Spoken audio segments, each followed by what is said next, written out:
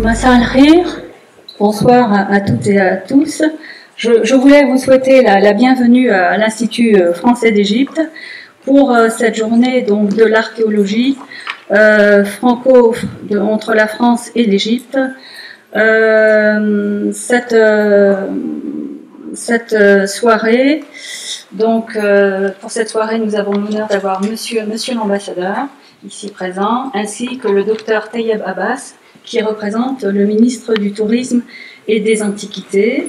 Nous aurons également une présentation à l'issue du discours de monsieur l'ambassadeur et du docteur Tayeb Abbas, une conférence de madame Marie-Dominique Néna, directrice du Centre d'études alexandrines, puis une intervention de Luc Gabold et de monsieur Hamed El-Attar, co-directeur du Centre franco-égyptien d'études des temples de Karnak, et enfin une conférence du directeur de l'Institut français d'archéologie orientale, Laurent Coulon. Voilà, je vous souhaite une très belle soirée, pour célébrer l'archéologie entre la France et l'Égypte. Monsieur l'ambassadeur, je vous laisse la parole.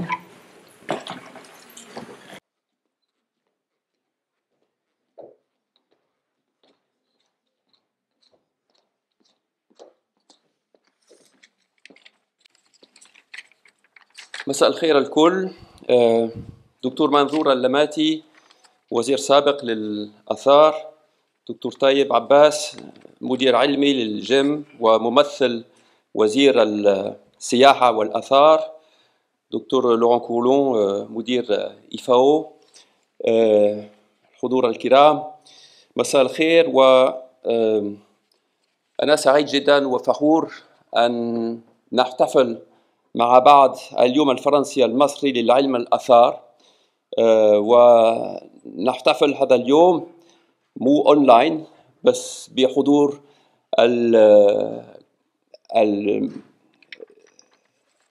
المشاركين الفرنسيين والمصريين. Mesdames et messieurs, docteur Manzour Al-Lamati, ex-ministre des Antiquités, docteur Tayeb Abbas, directeur scientifique du GEM, représentant du ministre du Tourisme et des Antiquités, docteur Laurent Coulon, directeur d'ILFAO, bienvenue, et je suis très heureux de célébrer avec vous en direct cette journée de l'archéologie France-Égypte. Depuis 2017, en effet, la journée de l'archéologie France-Égypte est l'occasion de réunir les principaux partenaires français de l'Égypte dans le domaine archéologique pour présenter les résultats les plus marquants de l'année écoulée. Et après 2 années assombries par la pandémie, qui nous avait obligés d'organiser cette journée en ligne par Internet, nous avons la joie de pouvoir nous retrouver tous ensemble ici à l'Institut français d'Égypte pour écouter les archéologues nous présenter de vive voix les résultats de leurs travaux les plus récents. Cette 6e édition rassemble cette fois les directeurs du Centre d'études alexandrines, du Centre franco-égyptien d'études des temples de Karnak et de l'Institut français d'archéologie orientale, que je remercie tous pour leur hospitalité et leur disponibilité lorsque je leur rends visite. Et je ne pense pas seulement à l'excellente bouillabaisse du Centre des études alexandrines, mais à l'accueil très chaleureux que je reçois de vous tous. Ces instituts et centres de recherche représentent déjà à eux seuls plus d'une trentaine d'opérations archéologiques tout au long de l'année, mais il faut en ajouter évidemment bien d'autres, comme la mission du CNRS au Ramsesséum, pilotée par Christian Leblanc, que je salue, ou la mission de l'IRD au Wadi Abou Soubeya, pilotée par Gwenole Graff. Et c'est donc plus d'une quarantaine de missions françaises, franco-égyptiennes ou partagées entre la France et d'autres pays européens qui ont lieu chaque année sur le sol égyptien. Ce nombre important dit à lui seul l'intensité de l'investissement de la France dans l'archéologie égyptienne et qui se traduit par un partenariat de premier plan avec le ministère du Tourisme et des Antiquités de l'Égypte, sans lequel aucune de ces opérations ne serait possible. Je voudrais donc remercier très chaleureusement le représentant du ministre, Dr Tayeb Abbas, ainsi que le ministre lui-même, le Dr Khaled Al-Enani, pour son soutien constant à nos missions, ainsi évidemment que le docteur Mostafa Al-Waziri, le secrétaire général du Conseil suprême des Antiquités, ainsi que tous leurs collaborateurs qui rendent possible tout au long de l'année ces multiples activités de fouilles, de restauration, d'études scientifiques ou de formation. Alors si ce partenariat scientifique entre la France et l'Égypte est si étroit, c'est qu'il s'enracine dans une longue tradition, et l'année 2022 fournit évidemment, avec la célébration du bicentenaire du déchiffrement des hiéroglyphes par Jean-François Champollion, l'occasion de mettre en lumière cet héritage. Il y a 200 ans, en effet, comme vous le savez tous, Champollion perçait le secret de l'écriture hiéroglyphique, dont la connaissance était perdue depuis pratiquement 13 siècles, et ouvrait ainsi la possibilité d'écrire l'histoire de l'Égypte ancienne autrement que par le biais des auteurs classiques ou des auteurs arabes, en puisant directement à la source des documents d'époque pharaonique. Et par cet acte fondateur, l'archéologie égyptienne était née, tout comme une passion scientifique commune entre la France et l'Égypte. L'égyptomanie existe en France et continue d'exister, elle prospère. Cette passion scientifique commune s'est perpétuée avec l'œuvre d'Auguste Mariette, dont nous avons célébré le centenaire l'année dernière, puis la création en 1880 de l'Institut français d'archéologie orientale, qui est juste à côté. Et au nombre d'événements, d'expositions, de colloques qui auront eu lieu en France cette année en lien avec l'égyptologie, aussi bien à Paris qu'en province, il est évident que cette passion française pour l'Égypte est plus vivace que jamais. Nous aurons, nous aussi, l'occasion de célébrer le centenaire, de célébrer au Caire et à Alexandrie cette fête de l'égyptologie au mois d'octobre 2022 à travers des expositions et des rencontres scientifiques que prépare actuellement l'IFAE, l'IFE et la Bibliothèque Alexandrina en lien avec le musée de Figeac, la ville natale de Champollion. Mais tout en célébrant cette si riche histoire de l'égyptologie, nous avons aussi à cœur de construire la coopération franco-égyptienne d'aujourd'hui et de demain autour de grands projets qui sont notamment les grands musées égyptiens du Caire. La France vient d'œuvrer dans un consortium de 5 musées européens à la reconfiguration du musée égyptien de Tahrir pour le redéploiement des trésors de Tanis. Des projets d'exposition et de partenariat scientifique dans le domaine de l'art islamique sont en cours avec le Musée national de la civilisation égyptienne et le Musée d'art islamique. Enfin, la France apportera son concours au projet phare de grands musées égyptiens en contribuant à la création et au transport d'une grande bibliothèque scientifique, en s'appuyant pour cela sur le modèle de la bibliothèque de référence en égyptologie, qui est celle de l'Institut français d'archéologie orientale à Mounira, là encore la porte à côté. La France investit également de manière considérable dans la formation à l'archéologie ou à la gestion du patrimoine à destination du public égyptien, à travers des stages de formation et les cursus spécifiques qui se mettent en place à l'IFAO et à l'Université française d'Égypte. Lors de mon dernier déplacement à Alexandrie, j'ai pu visiter le site de Bailly où il y avait un atelier de fouilles avec de nombreux inspecteurs ou élèves inspecteurs égyptiens. Et je dois dire que l'ardeur qu'ils mettaient à gratter sous un soleil ardent était tout à fait enthousiasmante. La coopération franco-égyptienne dans le domaine de l'archéologie prend, vous le voyez, des formes multiples qui dépassent le seul cadre des fouilles des sites. Cette richesse que nous sommes heureux de célébrer aujourd'hui, avec nos partenaires égyptiens évidemment, nous l'estimons, nous souhaitons qu'elle prospère, nous souhaitons qu'elle continue et qu'elle continue d'apporter à cette relation franco-égyptienne multiforme une base culturelle, scientifique extrêmement solide. Donc je vous souhaite pour ce soir une très belle journée de l'archéologie France-Égypte. Merci de votre attention.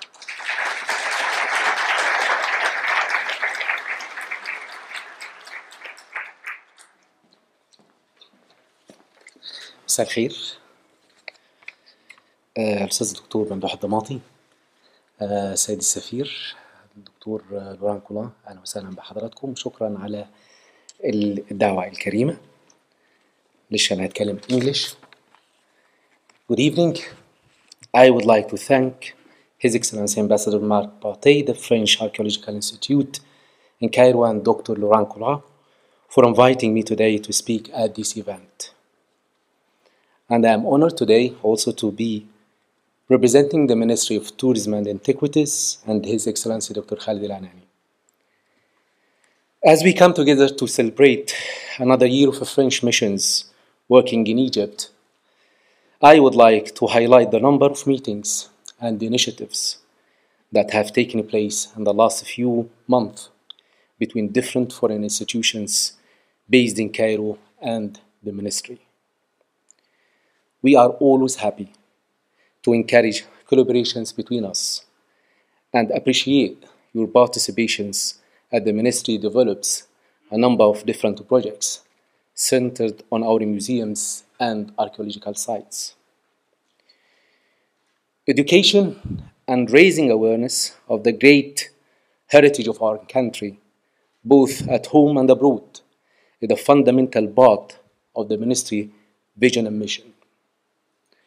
The IFAO tradition of offering fellowships, scholarships, and other study-based opportunities to the Egyptian scholars at different stages in their careers, both here and also in France, is greatly appreciated and adds to the international bonds between us. This is an exciting year in the history of Egyptology. It is 200 years since Jean-François Champollion announced his breakthrough discovery of the Rosetta Stone, giving us key for understanding ancient Egyptian hieroglyphs. In many ways, this can be considered at the beginning of modern Egyptology. 2022 is also 100 years since the discovery of the tomb of King Tutankhamun, a landmark moment in human history.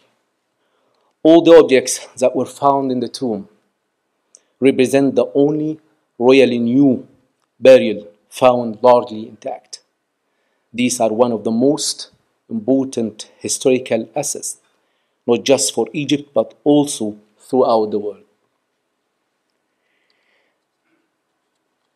2022 has also seen the completion of a number of important restoration projects in Egypt, undertaken by the Ministry of Tourism and Antiquities, as well as a number of exciting archaeological discoveries made by the ministry. Mission. These restorations, or the restoration of historic Cairo, is currently underway with a number of different development projects taking place.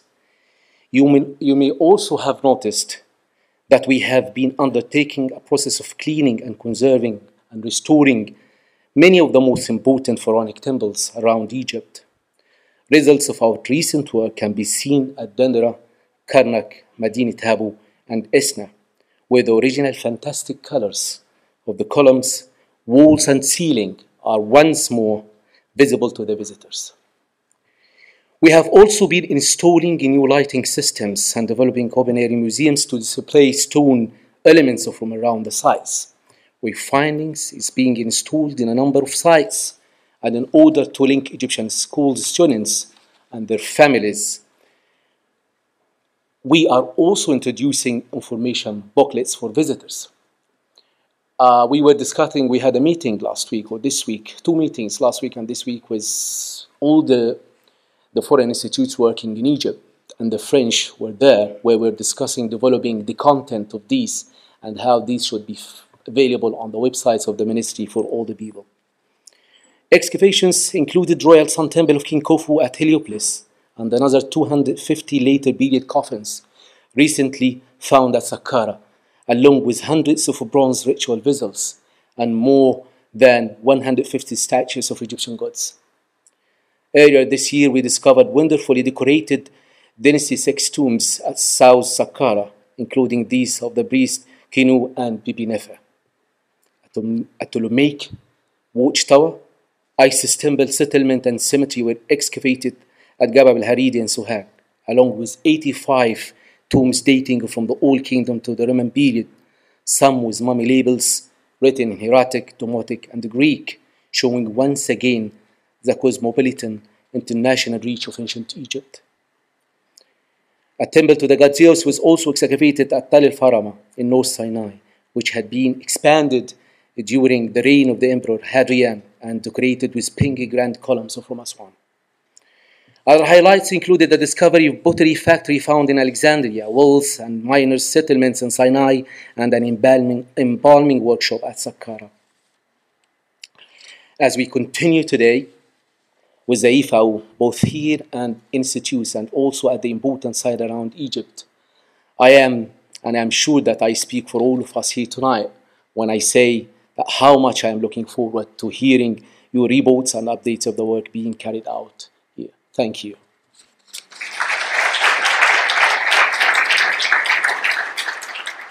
Alors, Marie-Dominique Néna, malheureusement, ne peut être parmi nous ce soir, mais elle a enregistré donc, sa présentation en français, et donc vous avez la traduction simultanée en arabe, translated into Arabic with the headphone. Bonsoir à tous.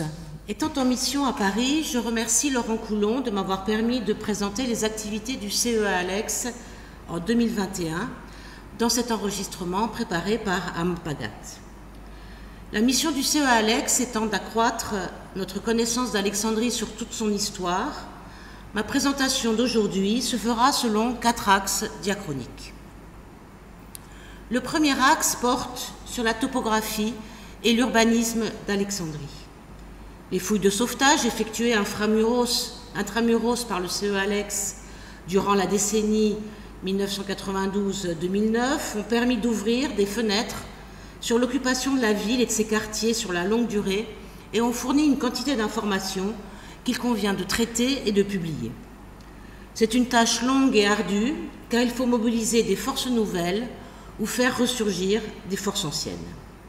Cette année, pour la période antique, nous avons principalement travaillé sur les contextes artisanaux d'époque romaine tardive du théâtre Diana et sur les contextes commerciaux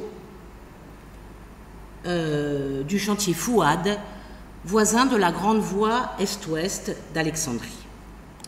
Nous avons aussi persévéré dans le chantier de longue haleine que constitue l'étude du site sous-marin au pied du fort Qaïtbay. En 2021, ce travail a été difficile en raison des travaux de la digue qui entoure maintenant l'ensemble du site sous-marin et d'autre part en raison de la construction d'un nouveau quai dans le port Est.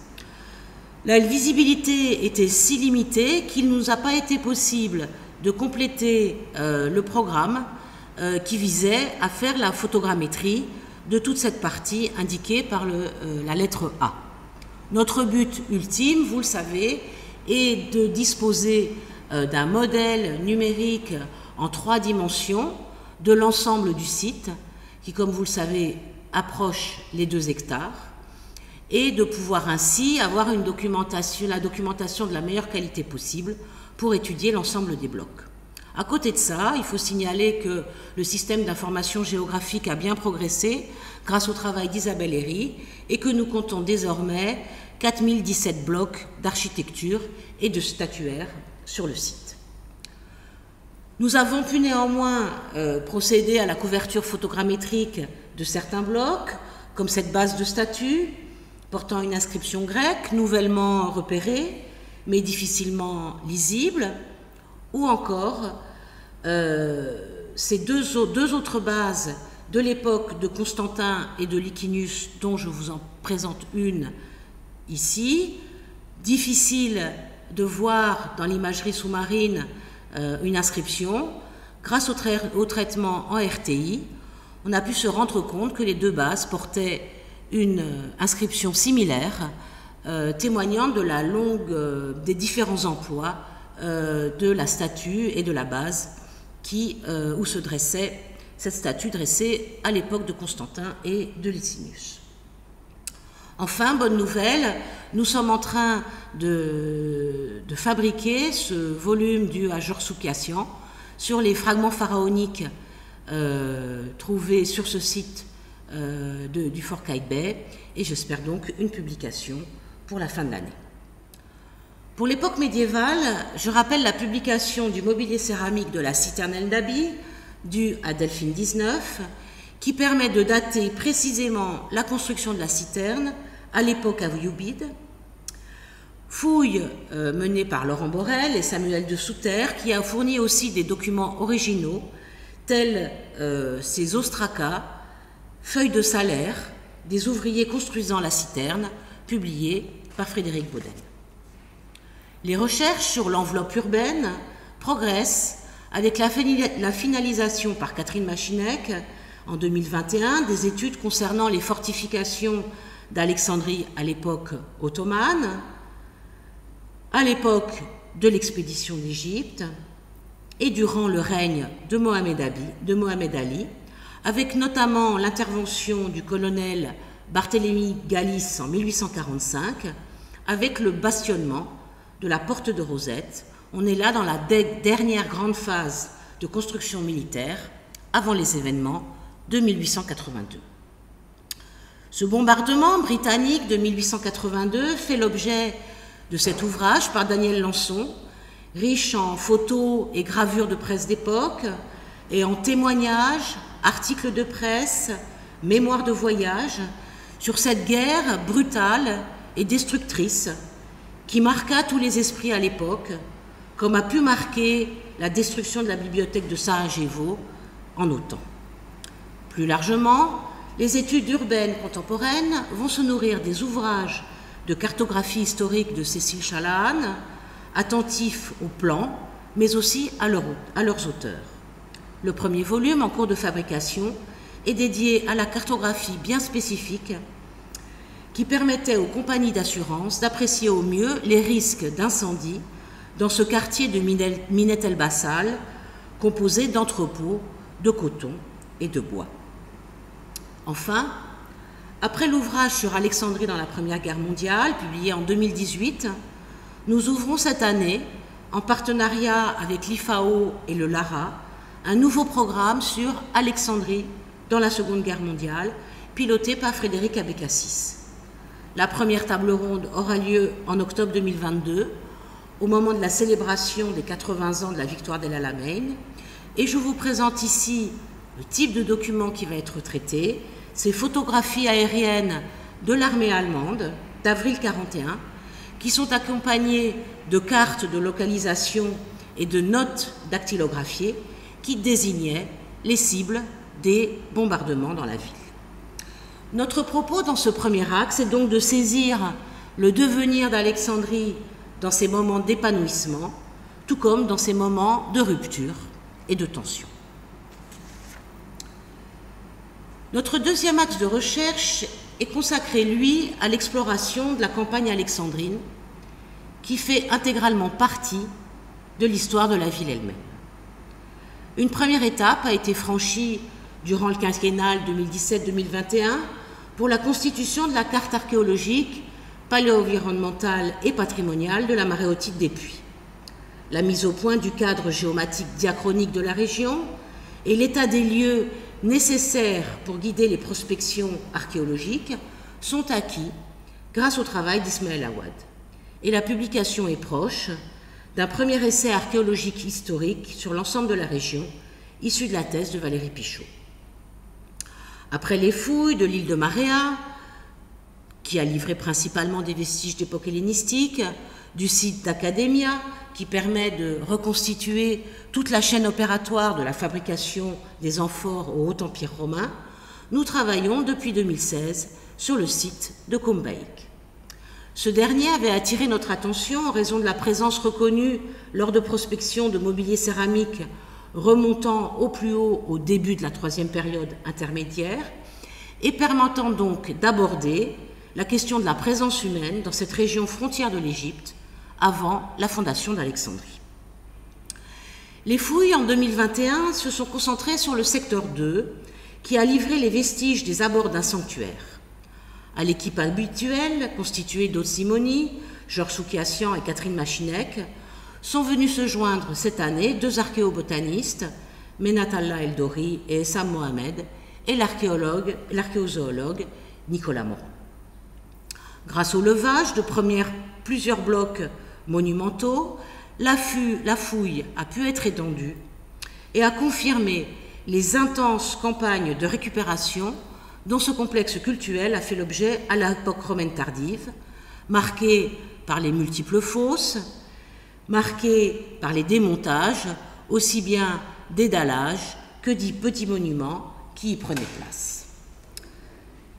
La phase de réaménagement, qu'on identifie par exemple ici à l'époque romaine, a gagné en caractérisation, avec notamment la présence d'un dispositif de cuisson jamais identifié en Égypte jusqu'alors, d'un foyer fosse qui permettait différents types de cuisson à la braise ou à la bouche. Pour la période antérieure, dont on sait qu'elle se clôt à la fin de l'époque ptolémaïque, période attestée par la voie processionnelle, ainsi que par d'autres dallages d'orientation différentes, nous avons eu la chance de voir surgir l'an dernier ce petit monument tout à fait original, en forme de podium à double escalier. Pour la période antérieure, dont on sait donc qu'elle est antérieure au début de l'époque ptolémaïque, nous avons donc à la fois un dallage et un mur profondément récupéré, tous deux en briques crues, dont la datation, nous l'espérons, sera obtenue par la campagne de cette année. Grâce à l'étude entamée par Ivan Germer des fragments de petits naos en calcite et de statues, on sait maintenant qu'un fragment de statue en granit mentionne d'une part le dieu Sokar et un peu plus loin le dieu Epui, le grand dieu seigneur de Er étant le début soit du nom d'une localité, éventuellement celle de Combaïg, soit le début d'une épithète qui pourrait convenir au seigneur des bouches, c'est-à-dire des embouchures maritimes du Nil. Cette fouille, qui a repris début mai, s'inscrit, comme les autres que j'ai mentionnés plus tôt, dans un vaste projet de carte archéologique de la région dont je vous rappelle, le paysage s'est cristallisé à partir du IXe siècle, jusque dans les années 1970. La coloration en jaune sur cette image satellite rend compte de la concession accordée pour la prospection. La mission de 2021 a permis de documenter 22 nouveaux sites. Elle s'est concentrée d'une part sur la région entre Ouareya et Combaïg, et d'autre part sur le tracé du chemin de fer Le Caire, Alexandrie, Marsa-Matruh, qui va devenir dans les années qui viennent une ligne à grande vitesse, pour déjà avoir une archéologie préventive sur ces sites qui vont très vraisemblablement disparaître. Alors on soulignera l'identification de 2 nouveaux ateliers d'amphores Late Roman 5-6, qui portent donc à 7 le nombre des ateliers de ce type d'amphores, toujours situés à distance du lac, au-delà de la ride qui borde la côte sud du lac, bien à la différence des ateliers hellénistiques et romains qui, eux, se situaient soit sur les îles, soit sur les côtes du lac. Ateliers hellénistiques et romains qui ont fait l'objet d'une grosse contribution à paraître dans le bulletin de la céramique égyptienne de 2022, une contribution à la fois archéologique, céramologique, chimique et pétrographique.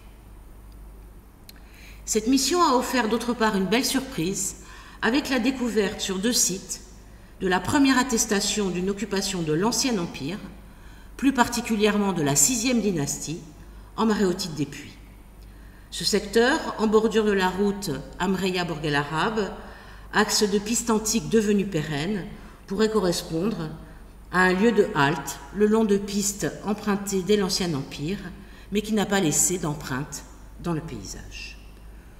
L'originalité de la région tient à la présence de carmes qui se reconnaissent par l'existence de champs talutés, dont vous voyez ici apparaître les bordures, donc ces talus qu'on déchiffre aussi bien sur les cartes que sur les images satellites et qui ont soit disparu, soit sont réduits à des lambeaux.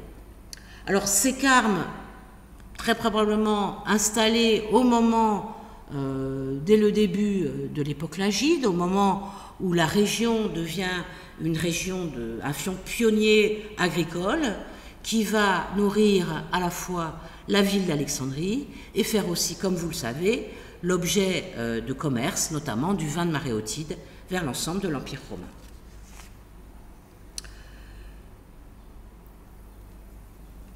L'axe 3 de notre recherche est ainsi dédié à la production et au commerce d'artefacts et de denrées.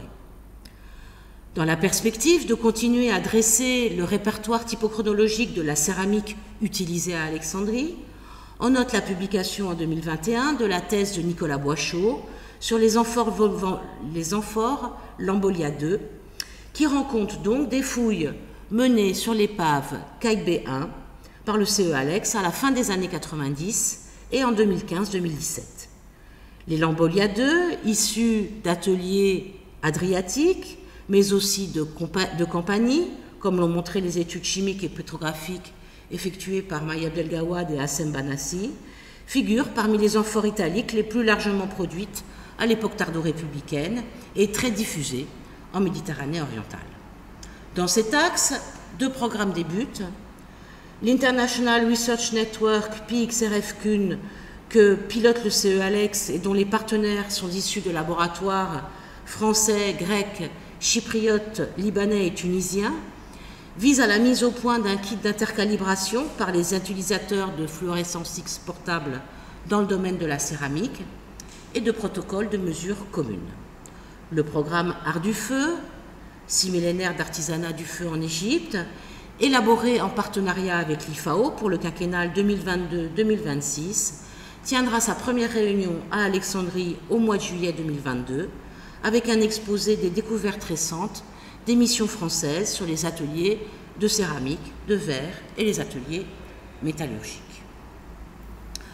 L'arrivée de Thomas Fauché dans l'équipe en tant que chercheur affecté donne une nouvelle dimension aux études numismatiques au CE Alex, avec notamment l'intégration de l'ensemble du corpus des monnaies de fouilles du CE Alex dans les portails Ptolemaic Coins Online and Roman Provincial Coins Online, dans le cadre d'un projet de labellisé par les FEE, et aussi, signalons, la thèse qui débute d'Augustin Roche-Lévesque, qui vise à comprendre le rôle du monnayage d'argent dans la mise en place de l'économie monétaire fermée à l'époque de Ptolémée Ier et de Ptolémée II. Le travail sur les ateliers romains tardifs du site du théâtre Diana par Patricia Rifa se poursuit avec, grâce à la présence d'Étienne Forestier dans l'équipe, photographe, l'établissement d'une documentation d'une grande qualité démonstrative sur ces pièces de toute petite taille, vous voyez qu'on est sur des échelles à 2 mm, qui facilitent l'étude des traces d'outils dans la taille de ces grenats venus d'Inde, transformés en fines plaques à Alexandrie, qui vont décorer les bijoux mérovingiens. Un nouveau chapitre s'est ouvert avec l'étude des ambres, en lumière naturelle et sous UV, la luminescence bleue indiquant une forte probabilité pour une provenance de la Baltique. Toujours dans l'artisanat, signalons enfin la publication en anglais du bel ouvrage de d'Anne-Marie Guimier-Sorbet, en coédition avec American University in Cairo Press, la traduction en arabe, dans le cadre d'une coédition avec la Biblioteca d'Alexandrina, vient d'être terminée et est en cours de révision par Anna Taoufik, notre restauratrice en chef. L'axe 4 est consacré à la restitution des pratiques de vie et des croyances depuis l'Antiquité jusqu'à nos jours. L'obtention en 2021 des soutiens de la Leon Levy and Shelby White Foundation et de la Le Classical Library Foundation a permis de relancer la publication sur la nécropole du pont de Gabarit. Ainsi, grâce au travail ardu de reprise de la documentation ancienne, datant de 20 ans, émanant de 3 archéologues, Romain Séguier a pu finaliser l'étude archéologique et le phasage du secteur 3 de la nécropole de Gabari, qui présente 2 hypogées, mais surtout un cimetière de surface de 174 sépultures qui se superposent sur plus de 5 siècles dans un espace restreint, vous le voyez, à l'emplacement d'une ancienne carrière. À côté de la finalisation du volume sur la crémation dans l'Antiquité, signalons aussi un autre manuscrit en cours de lui aussi de finalisation qui porte sur le décor de la tombe 2 d'Anfouchi et notamment de ce plafond plein au programme iconographique complexe qui est une énigme pour les savants depuis sa découverte. Le doctorat de Lauriane Lequette, qui débute, va à la fois amener du sang frais dans ses études sur les pratiques funéraires, permettre de reprendre le post-fouille du terrain du garage luxe, fouillé en 2000-2001, et enfin se situer dans la problématique actuelle sur les pandémies. Les enterrements de masse et simultanés de ce cimetière chrétien, daté du 6e, 7e siècle, évoquant la possibilité qu'on puisse avoir là les premières traces archéo-anthropologiques en Orient de la peste de Justinien. Sans frais aussi avec la publication de la thèse de Nicolas Morand qui ouvre des fenêtres sur les pratiques funéraires des Alexandrins depuis la fondation de la ville jusqu'à l'époque ayyubide, sur l'utilisation des matières dures animales dans l'artisanat et enfin sur le commerce vers Alexandrie d'animaux venus aussi bien du nord de la Méditerranée que des confins indiens. En ce qui concerne l'époque contemporaine, notre approche des restitutions des pratiques de vie n'est pas différente de celle appliquée pour les époques antérieures, mais ce sont les ressources qui diffèrent, qu'il faut qu'à la manière des archéologues dans la fouille, nous collections, nous structurions, que nous exploitions et que nous mettions à disposition des chercheurs. Ressources cartographiques, iconographiques, presse, archives privées et institutionnelles, mémoire orale et écrite sont autant de ressources qui vont nous permettre de restituer ce que j'ai appelé une archéologie de l'intime. Le programme Presse francophone d'Égypte continue son cours avec une collecte visant d'un côté à repérer de nouveaux exemplaires de titres connus, à compléter les métadonnées des différents titres. En décembre 2021, 3454 exemplaires sont en ligne. Il a permis d'ouvrir une recherche sur les journaux eux-mêmes et le milieu journalistique, dont témoigne l'exposition due à Marie-Delphine Martelière, que vous pourrez visiter ce soir dans les locaux d'IFAO. De l'autre, après l'édition par Paul-André Claudel du livre de mémoire de Romulo Garbati, Mon aventure dans l'Afrique civilisée, qui donne à voir le milieu journalistique du début du XXe siècle, un ouvrage du même auteur, consacré à ce curieux périodique italo-islamique, Il Convinto El Nadi, rédigé pour moitié en italien, pour moitié en arabe et parfois en osmanli, qui entendait œuvrer au nom de l'Italie au rapprochement de l'Orient et de l'Occident. Nous travaillons également sur le monde judiciaire, avec déjà la biographie de Charles Ayoub, avocat au contentieux d'État dans le volume Archives d'Orient, paru en 2019, avec un accord de coopération avec l'IOC pour la numérisation et la mise à disposition des périodiques judiciaires, avec la préparation de la publication d'Isabelle Landrevie sur les tribunaux mixtes qui ont fonctionné, je vous le rappelle, de 1876 à 1949, et enfin, avec l'invitation très récente de la Cour d'appel d'Alexandrie, qui conserve les archives et la bibliothèque des tribunaux mixtes, à ce que le CEALEX s'engage avec elle dans la valorisation de ce fonds, au-delà de ce qui a déjà été fait et qui vient d'être inauguré jeudi dernier par le ministre de la Justice. Je terminerai par nos actions de valorisation. Les dernières journées du patrimoine alexandrin que le CEALEX coordonne depuis 2010, grâce à l'action continue et intense de Marwa Abdelgawad, se sont tenues du 12 au 20 février 2021 avec une audience de près de 20 000 visiteurs. L'équipe du CE Alex a conçu, grâce au partenariat avec la BNF, l'exposition 1798-1801, les savants de l'expédition de l'Égypte dessinent Alexandrie, qui présente donc les dessins préparatoires en couleur, au lavis, en pastel, au fusain, des monuments et habitants d'Alexandrie par ces savants et ces artistes qui ont accompagné Bonaparte pendant son expédition, exposition qui met à l'honneur André Dutertre, le portraitiste de l'exposition. L'exposition virtuelle, qui est issue de cette manifestation, est visible sur notre site web et est relayée sur le portail de la BNF. Aboutissement aussi de nos recherches, la création de la mallette pédagogique Alexandrie 19e-20e, avec le premier jeu sur les rues d'Alexandrie, qui rencontre un grand succès auprès du jeune public. C'est sur cette dernière image que je clôt cette présentation, en remerciant collègues et amis de l'Université d'Alexandrie et du ministère des Antiquités, et toute l'équipe du CE Alex, que j'ai eu l'honneur et le plaisir de diriger ces dernières années, et qui se mobilise à tous les niveaux pour faire rayonner l'histoire et le patrimoine alexandrin. Je vous souhaite une bonne soirée.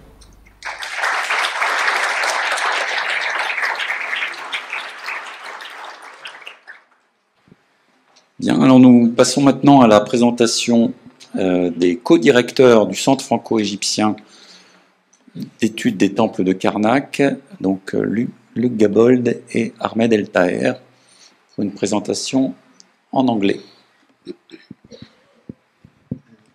Yes, you me? Yes. We are going to make this presentation in English because we are a binational institution. So we found a lingua franca in order to have a common language and neutral. So we're going to present the activities of the CFETICA for the years 2021 and 2022. The Franco, well, there is even an extra two which has been added. So the Centre franco-égyptien d'études des temples de Karnak is a binational institution, a structure which was created in 1967 by the impulse of André Malraux and Sarwat Okasha, and it's governed by a protocol of 1967 and a convention which is renewed every 4 years, the last renewal having occurred in 2018. It's supported on the French side by the CNRS through the Unité d'appui de recherche 313772 and also by the Ministry of Foreign Affairs of European Foreign Affairs, French Ministry of European Foreign Affairs, which give one volontaire international. On the Egyptian side, it's supported by the Ministry of Tourism and Antiquities of Egypt and by the Supreme Council of Antiquities. The institution is co-directed by, on the French side, by me, Luc Gabold, research director at the CNRS, and Dr. Ahmed El Taher, director of the SCA. We have different services which are active on the field. 6 on the French side, plus international volunteer, plus people coming in mission or in delegations. And our funding comes from the CNRS allocations, the Commission des Fouilles, from the French Ministry of Foreign Affairs, and from sponsors. On the Egyptian side, there are different services under the authority of the General Director of Per Egypt, Fatih Yassin, and different colleagues. I will not list everybody. You can see their name here. And for the past year and a half, We have had many interventions in the Temple of Karnak, some dedicated to excavations, other to restorations, and other to publications. You can see here on the map different spots. I will just mention mainly the restoration of the quasi-statue of Amun and Amunet here, the beginning of an operation on the gate of Ramses III there, the Osiris Chapel, which is led by a mission of Cyril Georgi and Laurent Coulon, and here the restoration of the painting of the South Magazine of the Ark Menu, operation at Tarka of the Sacred Lake, the stela of Amenhotep II at the 8th pylon, research in the magazine Brocliards, sorry, etc. I can list the missions of the Franco-Egyptian Center, which are to study, mainly surveying and excavating.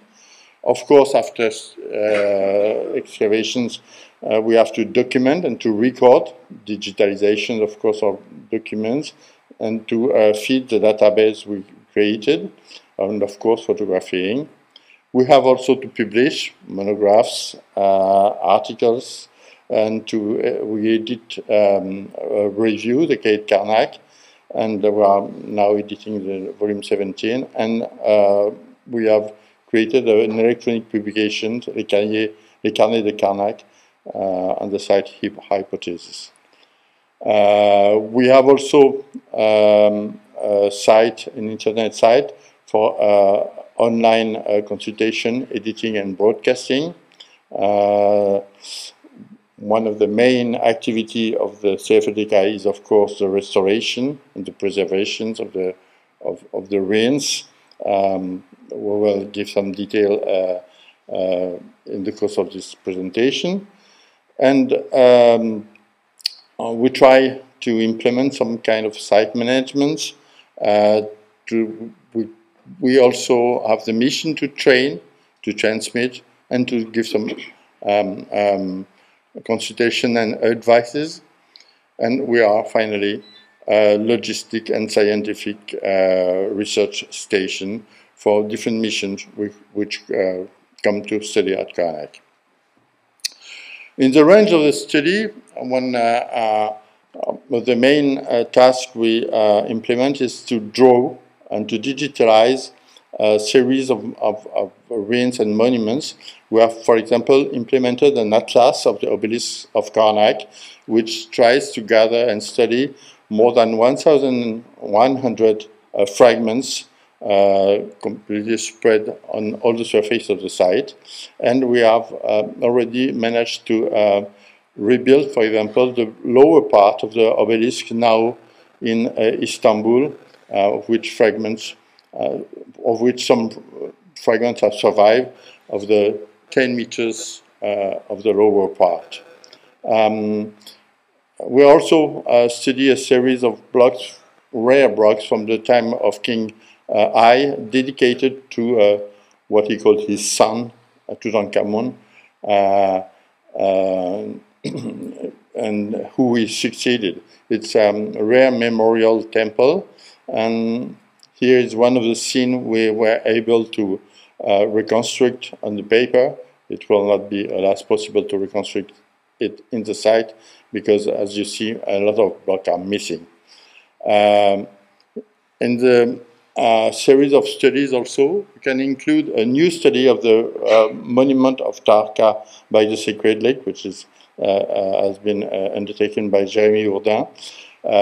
This monument has been already published by Parker, Leclan, and Goyon, but all these blocks from the superstructures have been had not been studied in this publication. So Jérémy Hourdin has begun the new publication of the monument, and here is one of the scenes from the northern side.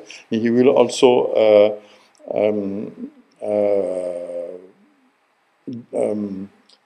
We will also implement a restoration, a complete restoration of the reliefs, especially the subterranean relief of this monument, which are a little endangered by the weathering. And so it's as we can see from many of the monuments we are studying at Karnak, it's a mix of study and restorations. Among the programs of the CFDK, there is also a study of the monument of King Amenhotep I. These monuments were erected in the central part of the temple and were dismantled by Queen Hatshepsut in order to build new monuments at the same place. For this reason, the blocks were discarded and then they were reused in the foundations, especially of the third pylon. And they were removed from this foundation in the 20s and 30s, in the years 20s and 30s. From this amount of 1,600 blocks, it was possible to reconstruct first the plan of the different monuments which belong to this series of monuments, and it will be rebuilt, we hope, inside the open-air museum. Some excavations are done also in order to complete our knowledge.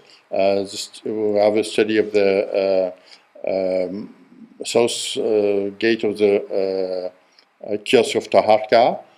We made also excavation in the central part of Karnak, where we were able to explore under the surface of the Middle Kingdom platform the foundation trench, and we were lucky enough to discover the remains of a primeval garden, which was the first structure ever built on the site.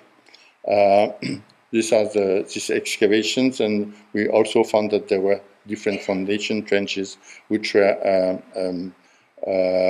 excavated there in order to build different phases of the building. We also look for the origins of the temple in the southeast corner of the temple, and this is the excavations which we have undertaken in order to search for potential pre-dynastic items mentioned by Franchet, Legrain, and other excavators. Among the studies, there is a study of the Osirian sectors, which is led by Laurent Coulon and Cyril Georgi. Among our missions, there is also, of course, documentation. We have computer data and we process them. We feed the database, and we have already around more than 200,000 photos archived. I'm going faster because I must leave some time to Ahmed. We document also in 3D and orthophotographics monuments like the East Gate of Nectanebo, the statues of Amenemhat I and its complementary fragments, Posamana, and finally we made the paleography in 3D of the block Amenhotep I. Thank you. Concerning the publication, the publishing process always completes the last stage of the work that is completed on the site. The first volume of the publication of the Gate of the Second Pylon of the Temple of Amun is issued at the IFAO last year. The publication of the Granite Park Shrine of Philip Aridaeus is issued at the IFAO in 2 volumes in 2021. The first volume of the publication of the monument of Amenhotep I at Karnak, devoted to the calcite chapel in the names of Amenhotep I and Thutmose I, is issued in December 2019 and at the IFAO Press. We started last year to launch a web platform to publish short reports and ideas related to projects carried out by all the CFETIC teams which in progress or to come. This platform now contains about 7 topics in different fields of the work. Kayadi Karnak, the next volume will be issued very soon, inshallah. The work of updating the official CEFETEC website continued in 2021 in order to improve the visibility and understanding of the work carried out at Karnak. The website was consulted more than 170,000 times in 2021. Also in 2021, around 2,300 documents were added on ArchiveGrid Karnak. More than 200,000 photos and documents are now archived on this database. A large part of the CEFETEC scientific archive is also available online through this portal. Until now, received about 7 million visitors, and the photographs were downloaded about 10 million times since its opening in 2016.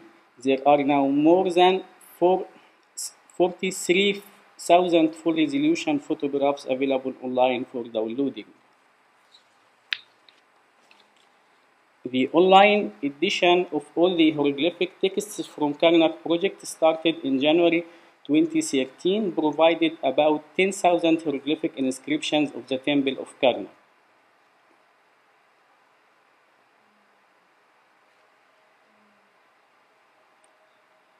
The reconstruction of the walls of the Cachette courtyard was started in 2016, and the eastern wall was completed in 2018 season.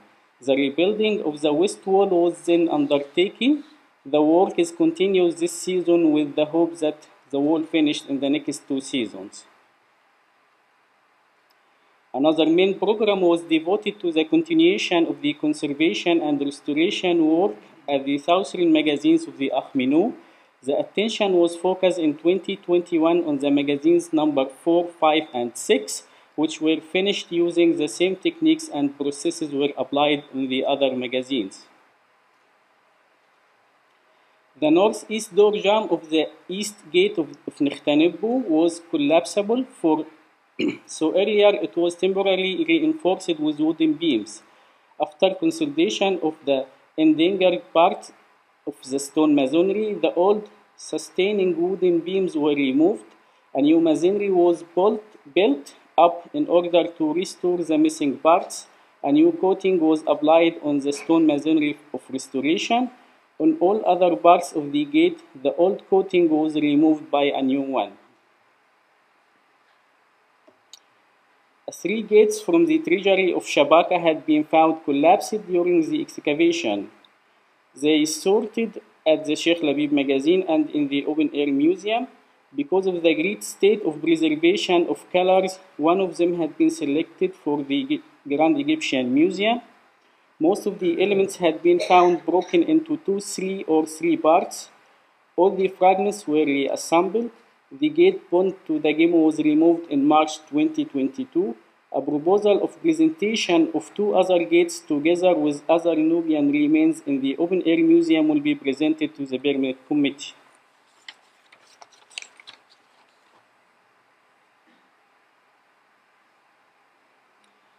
The statue group of Nemhat I and Amun was unearthed in the area of the Middle Kingdom court in the time of Mariette.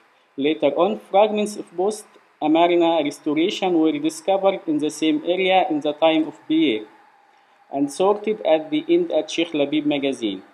It is only a few years ago that Mary Paul Young found the link between all these pieces, so an operation to restore and reassemble the statue started last season. The elements sorted a new sandstone basis, the post-Amarna restoration pieces restored, replaced and fixed on their original position, a final coating of the joints and micro-sand cleaning of the statue was the final touch. We begin this season with the funding from the RC to clean and restore the monument of Amenhotep II between the 9th and 10th pylon. We also completed the restoration and reconstruction of the stela of Amenhotep II, which was laying against the 8th pylon. The first step consisted in selecting a new site for the stela as it appeared rapidly that it couldn't be replaced where it was standing. The suggestion was to put it to the left of the statue of Thutmose II. The fragments were consolidated in situ and then removed. The fragments of the stela were then reassembled on a new foundations and completed by a piece of the top that had been reused as a millstone had been found in Shotub at Asyut. All the fragments were thus reunited, reaching a height of 5.70 meters. The program of the restoration of the statue of Amun of Tutankhamun has begun at the end of March 2019. The different fragments of the statue, as reconstructed by LIGRA, was dismantled with new spare pieces. The proportions of the statue were changed as LIGRA added 28 centimeters extra to the right height. The new ratio was inspired from the statue of the king at Cairo Museum.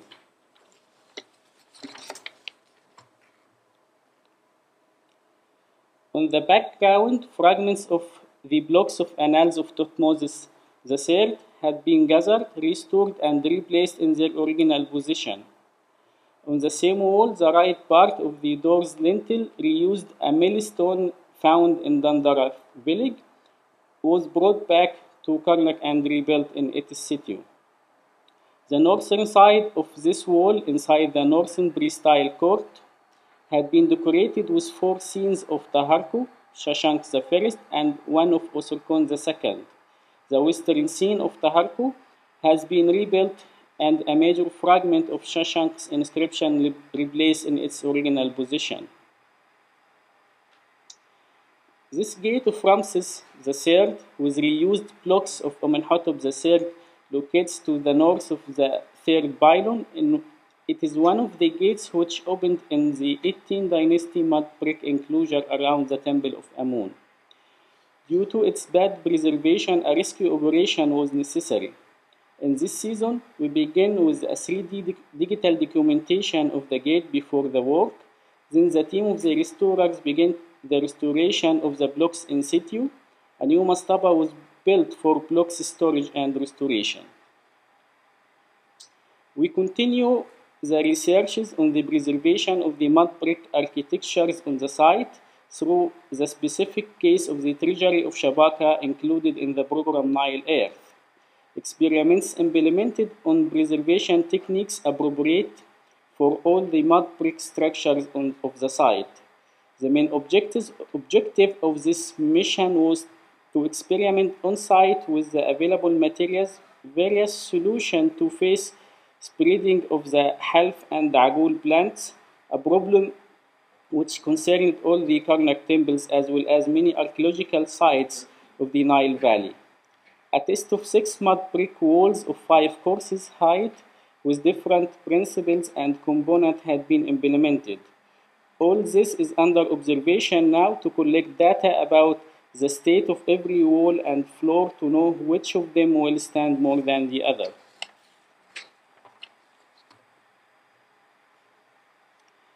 The Sephetica has continued its collaboration for the composition of the archaeological and historical, scientific, and iconographical content of the new side panels for the site following the German University in Cairo pattern in the new frame of the Luxor Identity Project.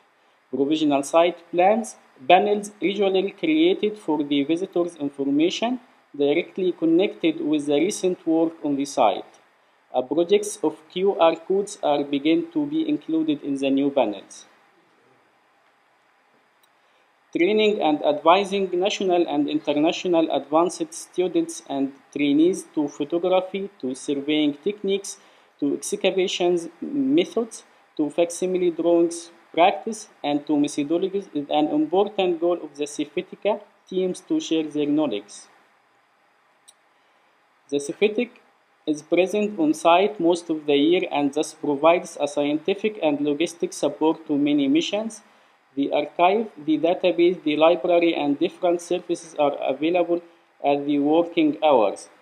Doctorate students and postdoctorate are welcome to use the library and to discuss with the members of the team of the Sephetica.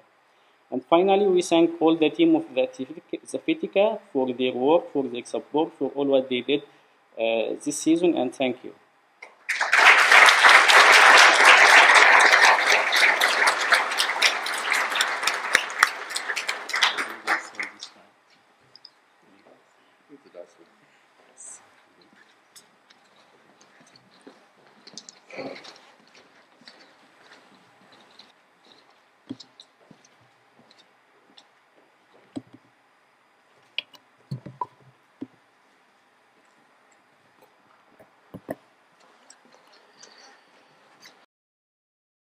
Monsieur l'ambassadeur, Dr Mandour El-Damati, Dr El Tayeb Abbas, chers collègues, chers tous, c'est un grand plaisir pour moi de clore cette série de présentations, de vous retrouver cette année dans cet auditorium de l'Institut français d'Égypte, qui est notre partenaire pour l'organisation de cette 6e édition de la journée de l'archéologie France-Égypte.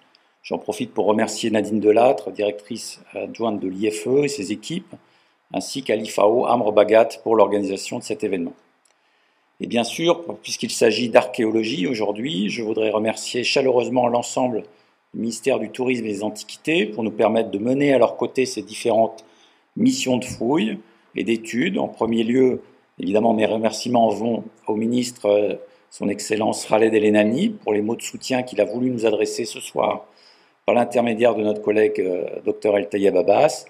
Je voudrais aussi remercier Dr Moustapha Ouaziri, secrétaire général du Conseil suprême des Antiquités, ainsi que tous les collègues du ministère avec qui nous travaillons au quotidien, sans oublier bien sûr sur le terrain les inspecteurs qui accompagnent nos missions.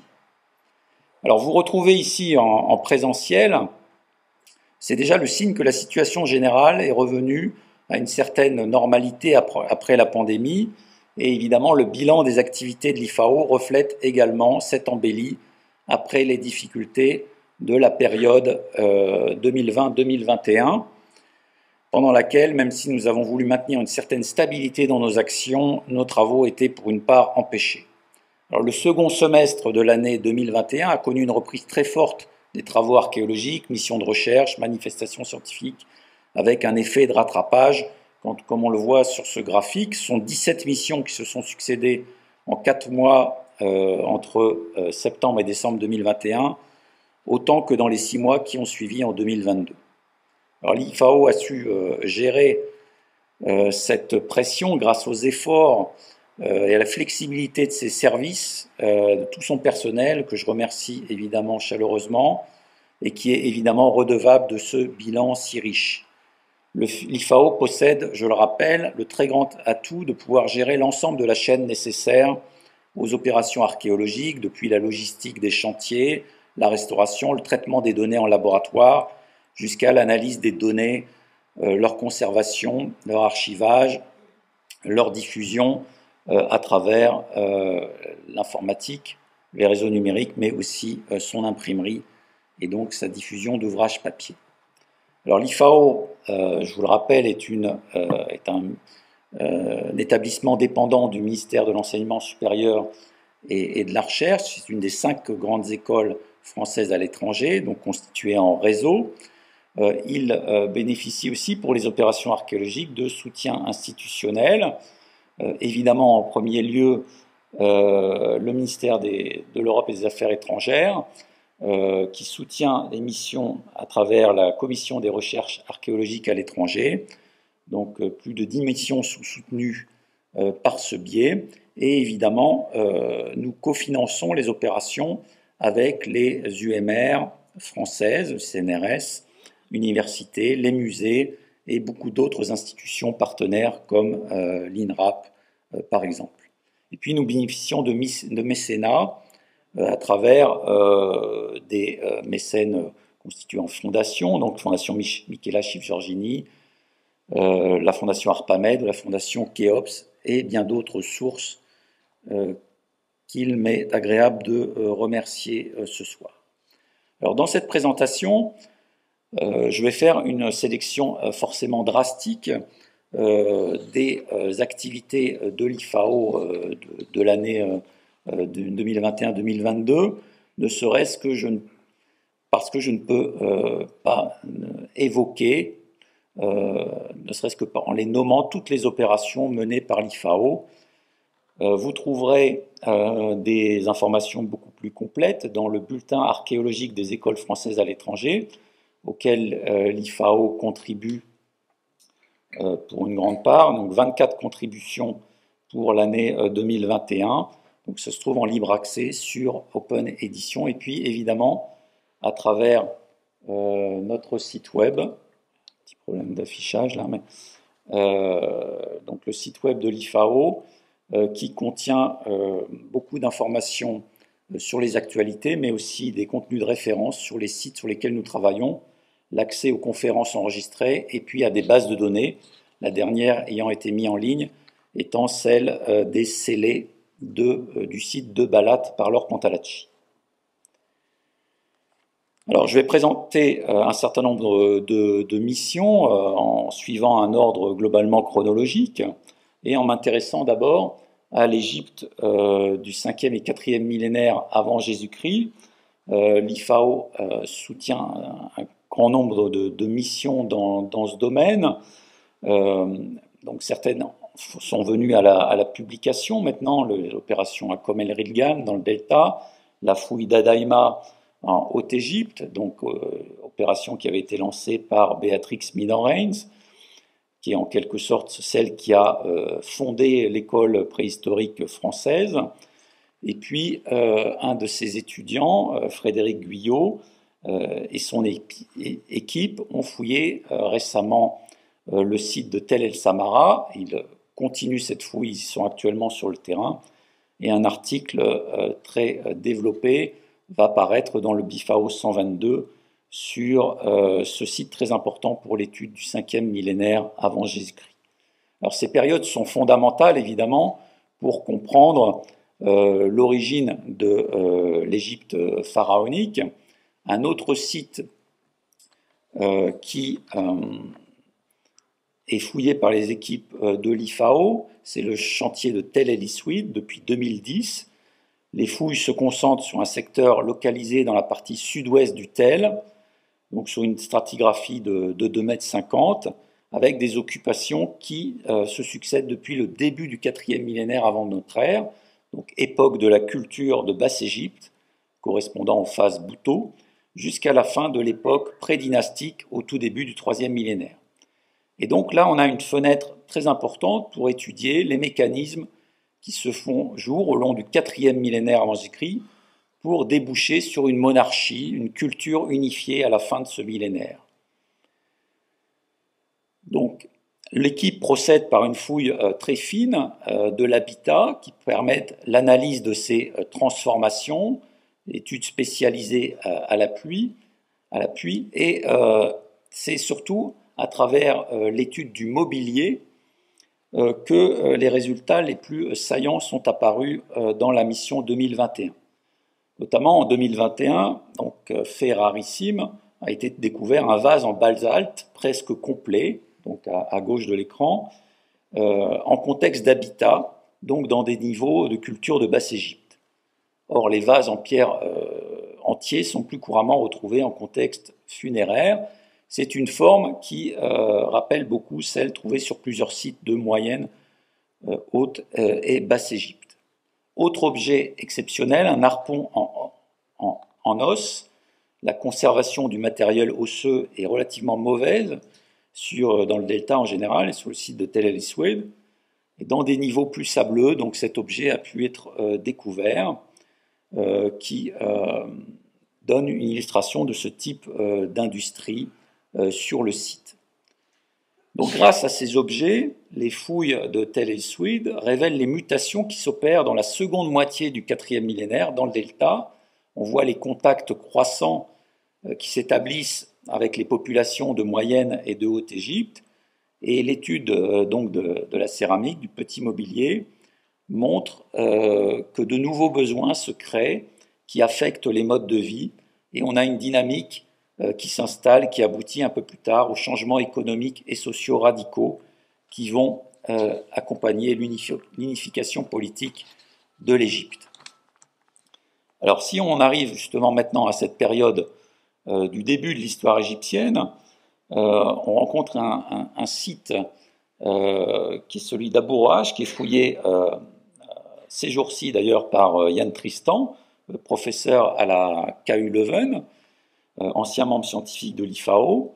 Il travaille sur un secteur fouillé par Adolphe Claessens en 1959, où celui-ci avait poursuivi les fouilles de montée en 1913-1914 et mis au jour des tombes de la première dynastie.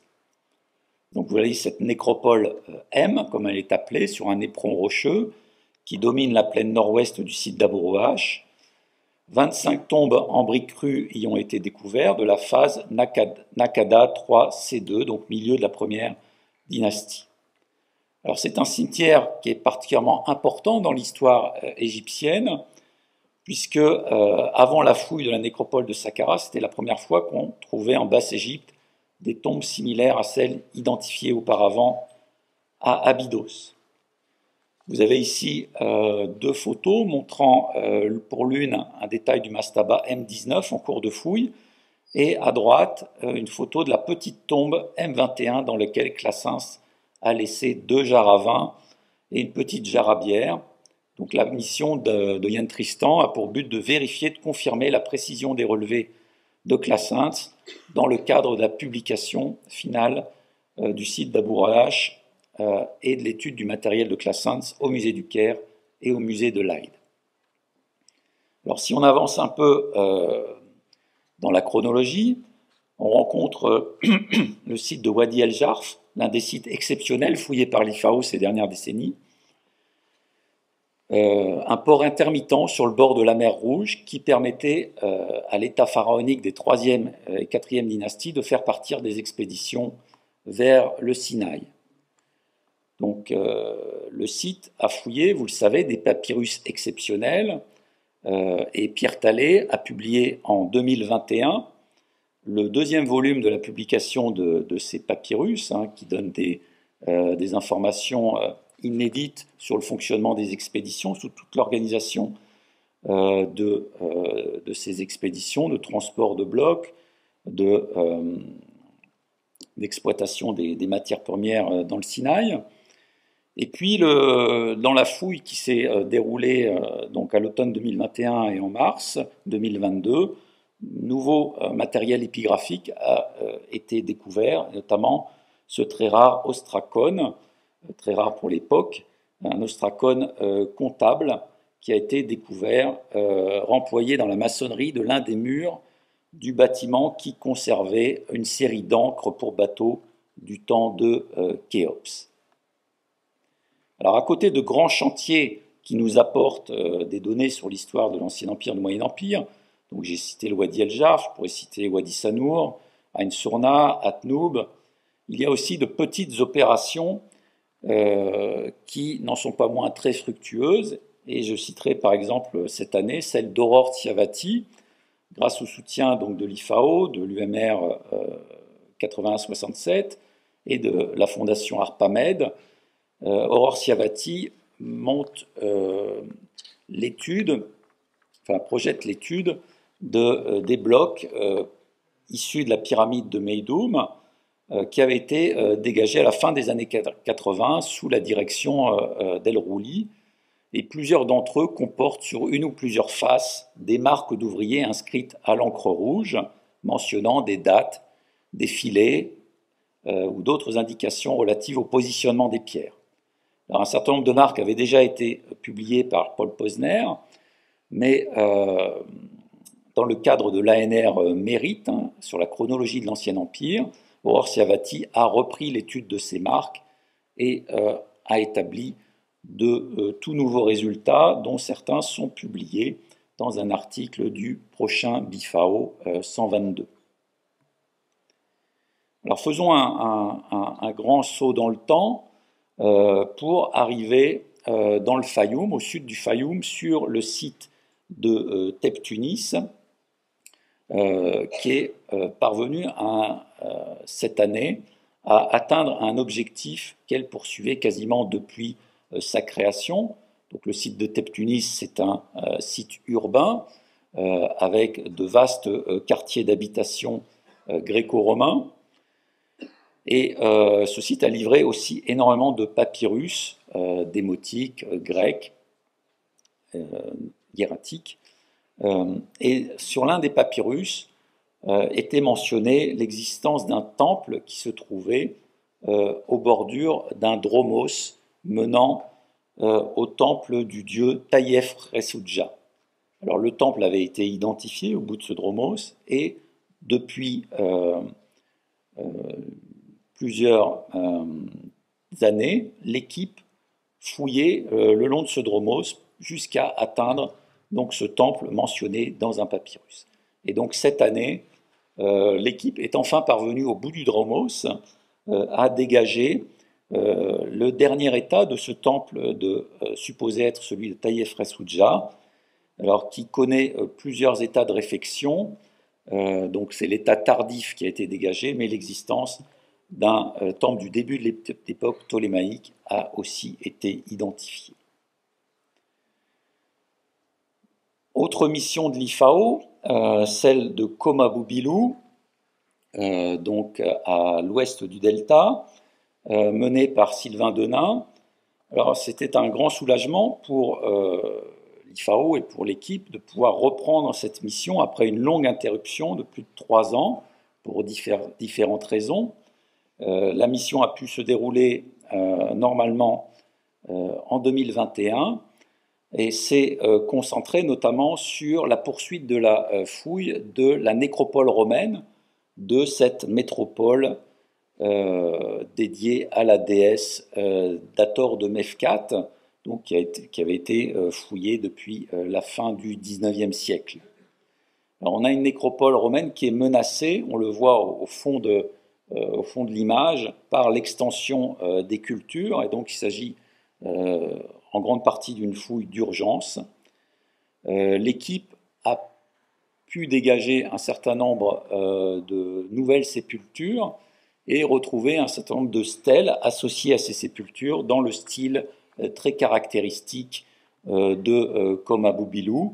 Donc vous avez ici une en place au moment du dégagement, et puis l'étude de l'inscription telle qu'elle est parue donc, dans le BEFE, qui a été, donc la stèle a été traduite par Gillian Akaraz.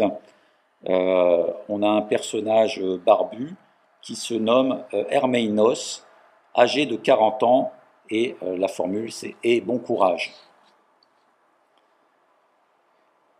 Non loin de Koma-Boubilou, un autre site important, c'est celui de Bouto, donc site pharaonique au passé évidemment prestigieux. Alors c'est un des rares sites où l'IFAO collabore avec un autre institut étranger, donc l'institut allemand. Donc l'IFAO travaille plutôt sur les périodes tardives, basse époque et époque gréco-romaine. L'équipe donc dirigée par Loïc Mazou et Pascal Ballet a travaillé sur plusieurs zones du Côme, une zone de nécropole après la fouille en 2021 du tombe collective maçonné, donc un fait archéologique inédit pour le Delta Nord-Ouest. Patrice Georges a examiné 2 zones au nord de ce bâtiment, donc zones principalement utilisées comme nécropole, sans exclure des activités industrielles du fait de la présence de scories. Donc c'est l'image de gauche, on trouve une sépulture individuelle parmi des groupes de sépultures rassemblés, avec parfois des sarcophages en terre cuite, constitués de 2 parties assemblées dans la plupart des cas, parfois placés dans une structure aménagée en briques crues et qui s'inscrivent dans une large chronologie, donc de la basse époque à l'époque impériale. Dans un cas, des traces de momification ont été remarquées. Dans un autre, une amphore contenait les restes d'un enfant, donc daté du 1er siècle après Jésus-Christ.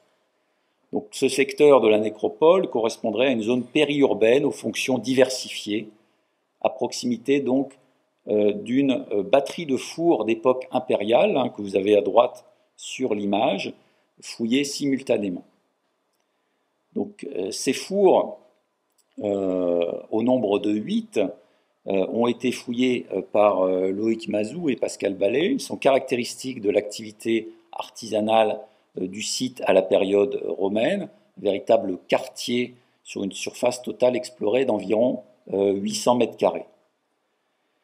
L'ensemble des fours de potiers semble avoir fonctionné dans une fourchette chronologique assez restreinte, vraisemblablement au cours de la seconde moitié du 1er siècle après Jésus-Christ, d'après les analyses stratigraphiques de Loïc Mazou et les premières conclusions céramologiques de Pascal Ballet.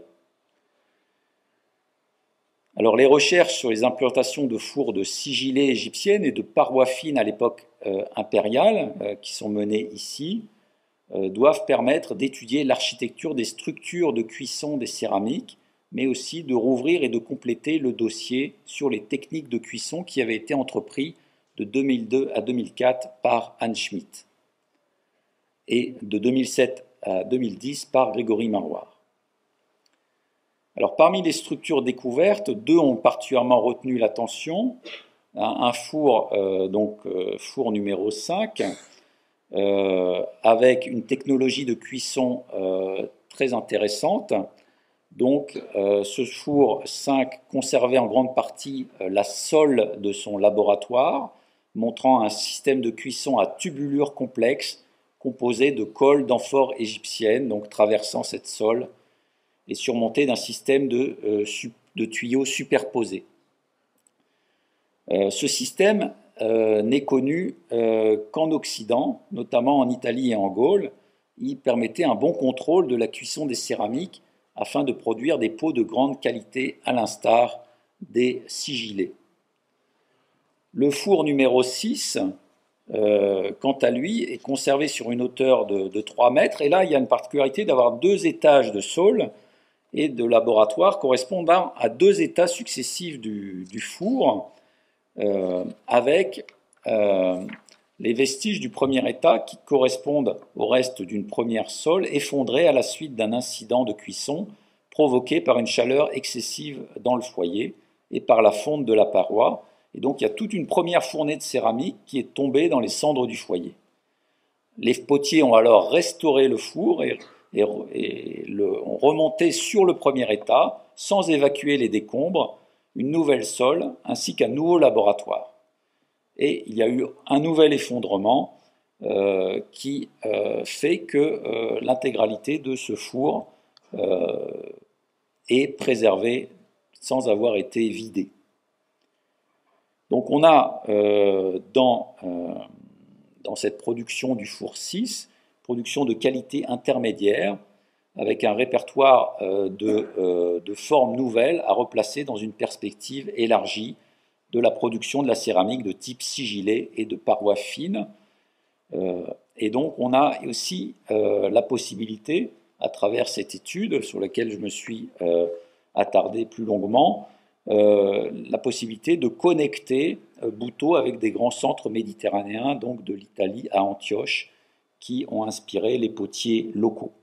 Alors, comme l'a précisé Marie-Dominique Néna tout à l'heure, on a là l'opportunité, dans la communauté de l'IFAO et du Centre d'études Alexandrine, de comparer ces structures de cuisson sur les différents sites qui sont fouillés parallèlement, à Medamoud, par exemple, en Haute-Égypte, dans des fouilles effectuées par le Centre d'études Alexandrine. Et donc, c'est le séminaire du mois de juillet, consacré aux arts du feu, qui va permettre de confronter ces différentes expériences des archéologues à partir de données inédites sur ces fours de potiers. Autre site fouillé actuellement, donc les résultats m'ont été envoyés avant-hier par donc la directrice du site Bérangère Redon, c'est le site de Plintine-Taposiris, donc à l'ouest d'Alexandrie, en bordure de la Méditerranée. Alors on a plusieurs zones qui sont actuellement fouillées. Dans le site de Plintine, réputé pour sa vigne et son vin, Louis Dauté a fouillé les caves d'une tour datée de la 6e dynastie, donc des caves voûtées. Sur la photo de droite, vous voyez les vestiges d'un autre bâtiment de la même époque saïte, fouillé par Séverine Marquis, comprenant au moins 3 pièces. Et donc, vous voyez qu'il y a tout un complexe qui se fait jour sur le site de Plintine, qui va éclairer l'histoire saïte du site et de cette zone.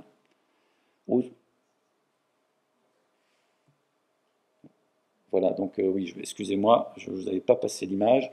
Vous voyez, à droite, donc à gauche, les caves, et à droite, le bâtiment Saïd.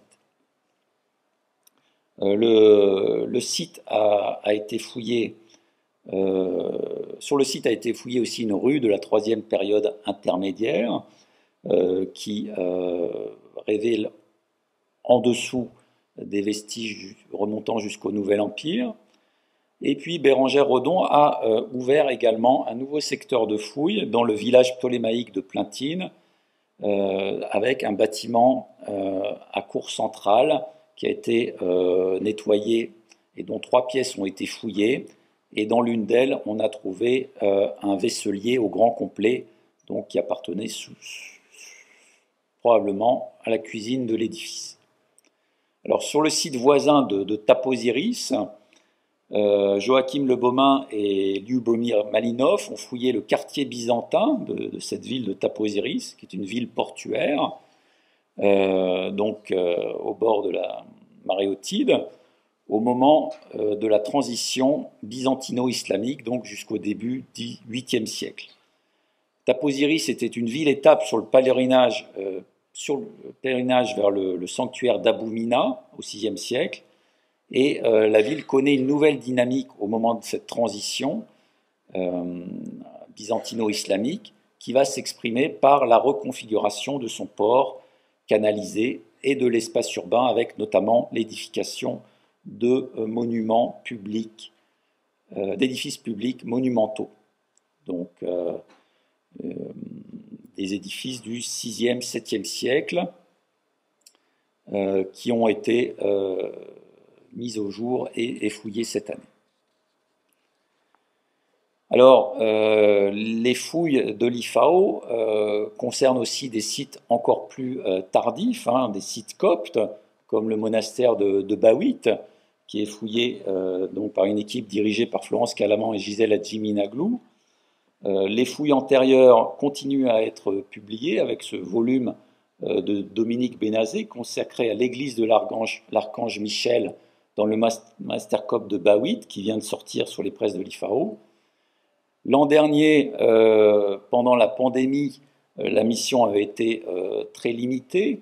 L'argent avait été consacré à la construction d'un magasin pour abriter les peintures de l'église qui sont fouillées, qui sont découvertes sur le site et qui sont actuellement étudiées par Elena Rochard.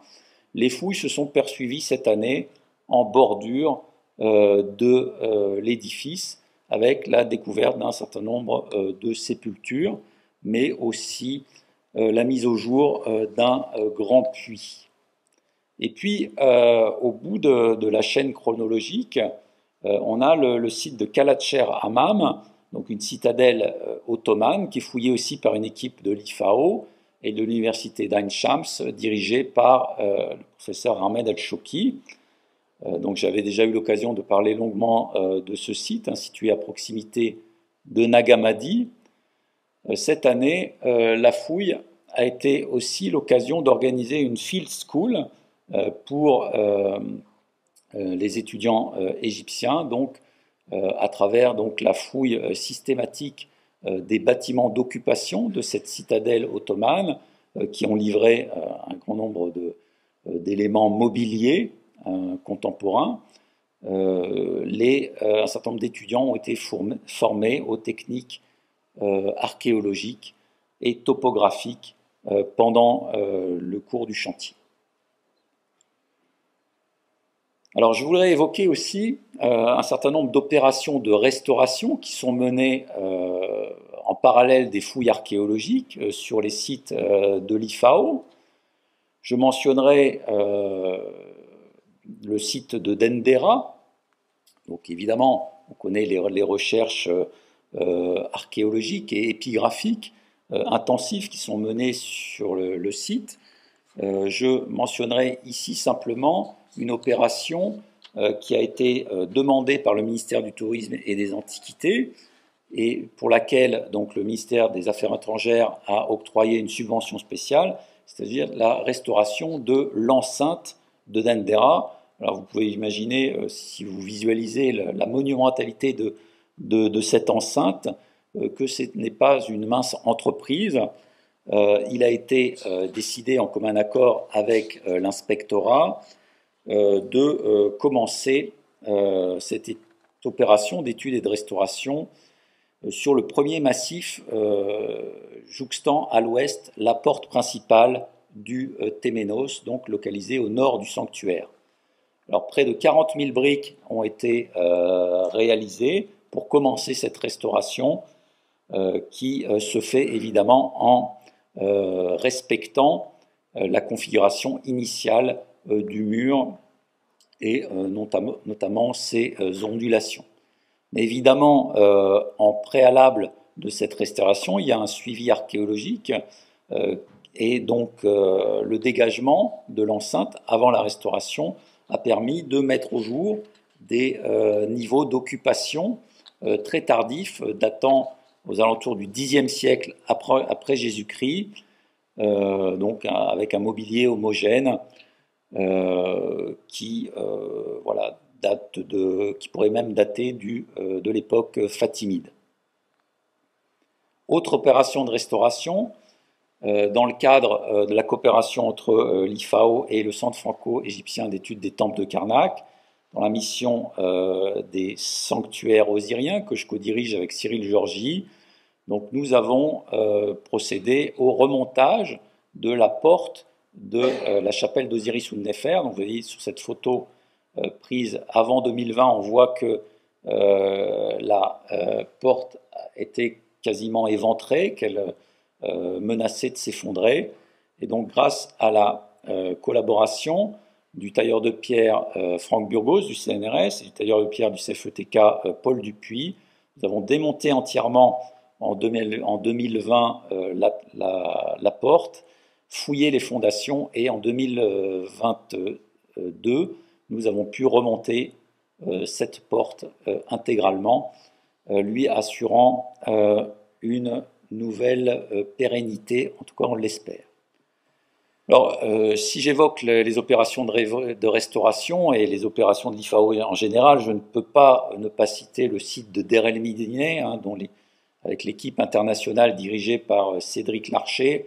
Alors, il pourrait évidemment nécessiter plusieurs heures pour évoquer toutes les opérations menées à Der El Médine.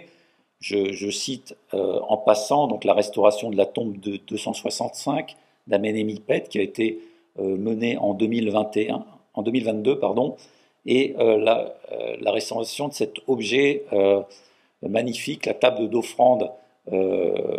J'ai mis stèle, mais il faut corriger en table d'offrande du grand intendant de la divine adoratrice Arwa, qui était conservée dans une caisse qui l'enserrait. Elle était très dégradée et la restauration en a été menée à bien cette année. Alors la restauration menée par l'IFAO se fait dans le cadre des chantiers, mais elle peut se faire aussi dans le cadre de coopération avec les institutions muséales égyptiennes à travers des projets comme celui des panneaux de bois non désirés au musée égyptien du Caire, donc piloté par le pôle archéométrie de l'IFAO et le musée égyptien du Caire. Donc ce sont des objets évidemment célèbres qui appartiennent au mastaba de la troisième dynastie, au nom désiré, qui nécessitaient une intervention d'urgence du fait des dégradations. Et à travers l'étude archéométrique qui a été menée sur ces panneaux de bois, un protocole de restauration a été établi qui a été le moins interventionniste possible. Vous voyez sur ces photos comparées donc l'état avant-après la restauration de ces panneaux. Actuellement, donc, l'équipe travaille à la conceptualisation d'un nouveau système de redéploiement de ces collections au sein du musée du Caire, avec une reconstitution de l'entrée de la tombe et du couloir ouest contenant les niches dans lesquelles les panneaux furent retrouvés. Alors plus généralement, vous le voyez, donc l'équipe du pôle archéométrie de l'IFAO essaie de mettre en œuvre pour la restauration une approche plurielle et intégrée de compréhension de l'objet archéologique, de la nature de son matériau, pour pouvoir ensuite déterminer un protocole adapté de restauration.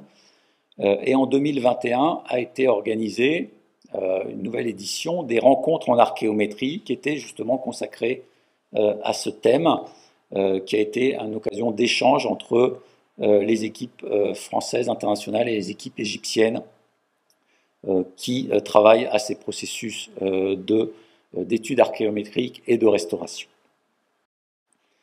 Je cite également l'action de l'IFAO et de la mission française des fouilles de Tanis sur la restauration et l'aménagement du temple de Tanis. En 2019, on avait eu l'aménagement d'un abri sur la nécropole royale. Actuellement, nous travaillons à la finalisation du Visitor Center. Donc, les travaux ont été menés par le ministère du Tourisme et des Antiquités pour construire un lieu d'accueil des touristes. Et nous avons produit des panneaux trilingues pour décrire donc l'histoire du site et guider le visiteur en introduction de sa visite de ce prestigieux site du Delta. Alors l'archéologie, ce n'est pas uniquement évidemment des fouilles sur le terrain, mais c'est aussi de l'échange de données entre collègues, de l'étude, des programmes scientifiques transversaux. Évidemment, je ne peux en citer que quelques-uns parmi les dizaines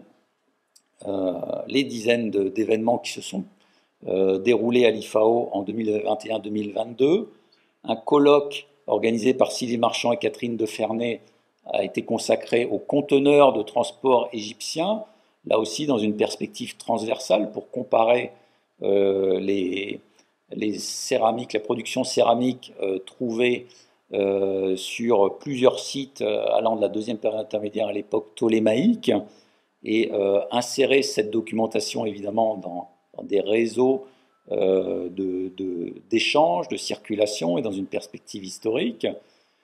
Je citerai aussi un colloque qui s'inscrit dans un type de recherche que développe l'IFAO actuellement, c'est-à-dire l'historiographie de la discipline égyptologique, colloque qui a été dévolu à Pierre Lacot, une grande figure du service des antiquités égyptiennes, et qui a été évidemment au cœur d'enjeux diplomatiques au début du XXe siècle, notamment dans le contexte de la découverte de la tombe de Toutankhamon. Ce sont évidemment aussi des séminaires de recherche qui ont permis les échanges à travers des présentations mensuelles dans les locaux de l'IFAO. Vous avez ici les affiches de ces rencontres qui ont été revitalisées en quelque sorte à la rentrée 2021 par l'arrivée aussi d'Abbès Zouache, donc directeur des études, qui les a co-organisées avec les membres scientifiques. Et évidemment, vous retrouverez la liste de toutes nos manifestations sur le site web. Sur le site web, vous trouverez également aussi toutes les opérations de diffusion et de valorisation que nous menons de manière, je dirais, hebdomadaire, avec des conférences organisées, par exemple, en lien avec l'Institut français d'Égypte, les rendez-vous de l'archéologie, qui font parler des responsables de missions archéologiques de leurs travaux en cours, les conférences de l'IFAO, les conférences Midan Mounira, organisées avec l'IDEO. Et puis, nous avons eu la chance de pouvoir organiser aussi, tout récemment, deux nouveaux cycles de conférences. Le cycle Égyptologie Bel Arabi, donc, qui fournit des synthèses sur l'égyptologie par des chercheurs et professeurs égyptiens en arabe. Et puis, le cycle Aswat, autour de conférences et de performances musicales, avec pour objet le patrimoine musical égyptien. Cela a été rappelé tout à l'heure, 2021 a aussi marqué le début d'une période de célébration des pères fondateurs de l'égyptologie, avec le bicentenaire de la naissance d'Auguste Mariette, qui a donné lieu à une soirée de conférence dans les jardins de l'IFAO, ainsi qu'à une présentation croisée entre les deux musées de Mariette, celui de la place Tahrir au Caire et celui de Boulogne-sur-Mer, représentés chacune par leurs directrices respectives, donc Sabah Abdelrazik et Elikia Kando. Ces célébrations vont se poursuivre cette année avec le bicentenaire du déchiffrement des hiéroglyphes en 2022. Nous avions inauguré cette année, le 7 mars, lors d'une soirée au cours de laquelle a été présentée l'une des réalisations récentes de l'IFAO dans cette perspective, c'est-à-dire la création d'un guide des écritures de l'Égypte ancienne, édité par Stéphane Paulis, qui réalise une synthèse générale sur l'écriture hiéroglyphique, mais aussi sur toutes les autres écritures qui ont été utilisées en Égypte ancienne, le copte, le grec jusqu'à l'arrivée de l'arabe. Et nous projetons, cela a été rappelé aussi, une exposition, un colloque au deuxième semestre 2022 avec la Bibliothèque Alexandrina et le musée de Figeac. Alors je mentionne aussi que l'IFAO est aussi présent à travers ses productions dans les célébrations parisiennes. Si vous allez visiter l'exposition de l'aventure Champollion de la BNF à Paris, vous pourrez voir un film sur l'imprimerie de l'IFAO et un programme qui vous permet de lire le papyrus Pris, le papyrus des Maximes de Taotep, en direct avec la traduction en suivant le hiératique. Donc c'est une réalisation du programme Écriture dirigé par Chloé Ragazzoli, menée en collaboration entre l'IFAO et la Sorbonne. Et puis, je n'oublie pas que l'IFAO, c'est aussi l'archéologie et les études islamiques, et la figure de Gaston Viette a été aussi mise à l'honneur en 2021 à l'occasion de la parution de l'ouvrage Gaston Viette et les arts de l'islam, en collaboration avec le Louvre et la participation du musée d'art islamique du Caire. Vous pourrez trouver aussi la participation de l'IFAO dans de nombreux autres événements, une exposition sur Marcel Beau, la dessinatrice qui avait travaillé longtemps à l'IFAO et à laquelle a été consacrée une exposition à Clermont-Ferrand, et puis actuellement une exposition à Saint-Romain-en-Galles qui est consacrée au site d'Atnoub, qui s'intitule « Expédition en Égypte des carrières d'Atnoub aux Grandes Pyramides », puisque, comme vous savez, les fouilleurs du site d'Atnoub ont pu, grâce à leurs fouilles, déterminer de nouvelles théories sur l'acheminement des blocs pour la construction des grandes pyramides.